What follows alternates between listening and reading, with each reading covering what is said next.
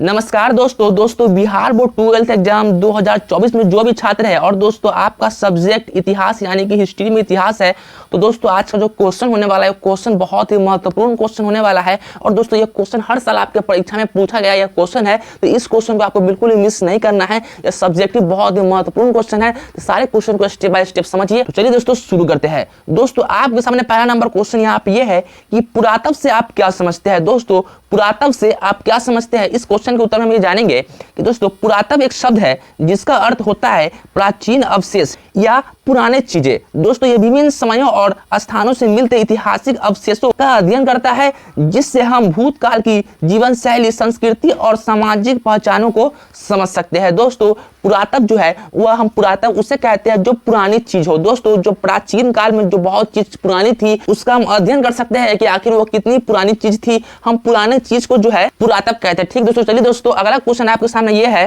Carbon 14 विधि के बारे में आप क्या जानते हैं हमें बताना है। ठीक दोस्तों, तो इसके उत्तर में जानेंगे कार्बन 14 विधि का उपयोग यह जानने के लिए किया जाता है कि वनस्पतियों और जीवों में कार्बन 14 कितना है।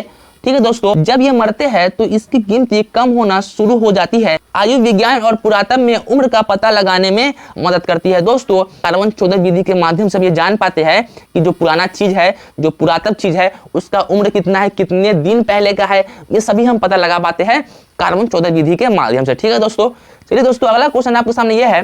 दोस्तों ये क्वेश्चन ये है कि मोहनजोदड़ो के विशाल स्नानगढ़ की दो विशेषताएं बताइए। दोस्तों इसके उत्तर में जो एक नंबर पे है वो है बड़ा आकार। ठीक है दोस्तों, तो हम एक नंबर में जानेंगे कि मोहनजोदड़ो के स्नानगढ़ काफी बड़ा था। ठीक है दोस्तों, इससे पता चलता है कि यह सामूहिक और सामाजिक गतिविधियों का महत्वपूर्ण केंद्र था। ठीक है दोस्तों, इसके दो नंबर हम जानेंगे पौष्टिक सामग्री व्यवस्था। दोस्तों इसमें हम पाए गए अवशेष सुझाव देते हैं कि स्नानगढ़ में पौष्टिक सामग्री का उपयोग होता था। ठीक है दोस्तों, जो स्थानीय लोगों की आवश्यकताओं को पूरा करने में काफी मदद करता था। ठीक है दोस्तों, अगला क्वेश्चन आपके सामने ये है, महाजनपद से आप क्या समझते हैं। दोस्तों हमें बताना है कि महाजनपद से आप क्या समझते हैं, तो इसके उत्तर में हम ये जानेंगे कि महाजनपद एक प्राचीन भारतीय राजनीतिक तंत्र था। ठीक है दोस्तों, इनमें छोटे छोटे राज्य मिलकर एक सामूहिक गणराज्य बनते थे। ठीक है दोस्तों इनमें कोसल, मगध, वत्स, आवनी, काशी, कौसंबी, मल, चेदी,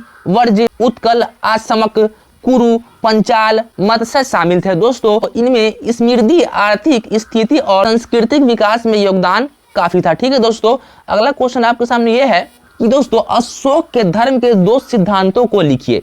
दोस्तों जो अशोक थे उनका जो धर्म था, उन धर्म का जो है हमें है दो सिद्धांतों को इसके उत्तर में लिखना है। ठीक है दोस्तों, तो पहला इसके उत्तर में हम ये लिखेंगे, तो दोस्तों एक नंबर में है अहिंसा। ठीक है दोस्तों, अशोक का मौर्य धर्म। दोस्तों अशोक ने सिखाया है कि हमें अहिंसा का पालन करना चाहिए, यानी कि दूसरे के प्रति हिंसा से बचना चाहिए। उन्होंने कहा है कि सभी जीवों के प्रति दया रखना और उन्हें क्षमा करना महत्वपूर्ण है। दोस्तों अशोक के जो है वो धर्म में जो लिखा हुआ है कि हम किसी से भी हिंसा न करें, किसी से भी झाड़ा झुगली न करें, सभी मिलजुल के रहे, जीवों के प्रति हम दया दिखाएं, जीवों को ना मारे, ये सभी उनके एक नंबर में यानी कि अहिंसा में उन्होंने लिखा है। ठीक दोस्तों, इसके हम दो नंबर में जानेंगे धर्म विजय, जो होता है धर्म क्षेत्र में विजय। ठीक है दोस्तों, अशोक ने अपने साम्राज्य को धर्म के माध्यम से चलाने का प्रयास किया है। दोस्तों उन्होंने कहा है कि लोग शांति और धर्म के माध्यम से मिलजुल कर रहे और उनका साम्राज्य एक धार्मिक और दृष्टिकोण से संचालित हो। ठीक है दोस्तों, अगला क्वेश्चन आपके सामने ये है, महाभारत में वर्णित विवाह के दो प्रकार बताइए। दोस्तों हमें बताना है कि जो महाभारत में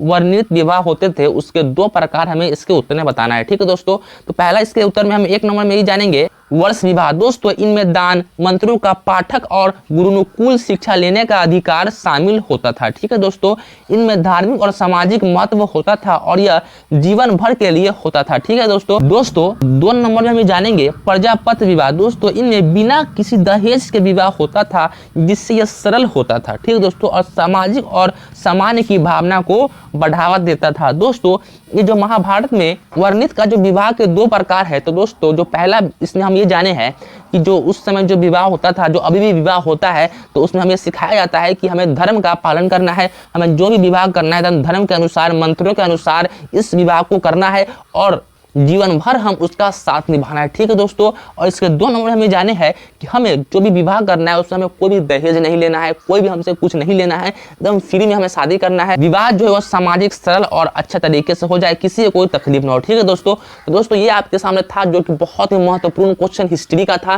तो अब जो भी छात्र का हिस्ट्री था तो इस क्वेश्चन को आपको याद कर लीजिए, पूरा एकदम मन में छाप लीजिए कि दोस्तों ये क्वेश्चन आपके एग्जाम में आने के 109% चांस है। ठीक है दोस्तों, तो वीडियो अच्छा लगा तो वीडियो को लाइक कीजिए, अपने प्यारे दोस्तों के पास शेयर कीजिए। आज के लिए बस इतना ही। जय हिंद, जय भारत।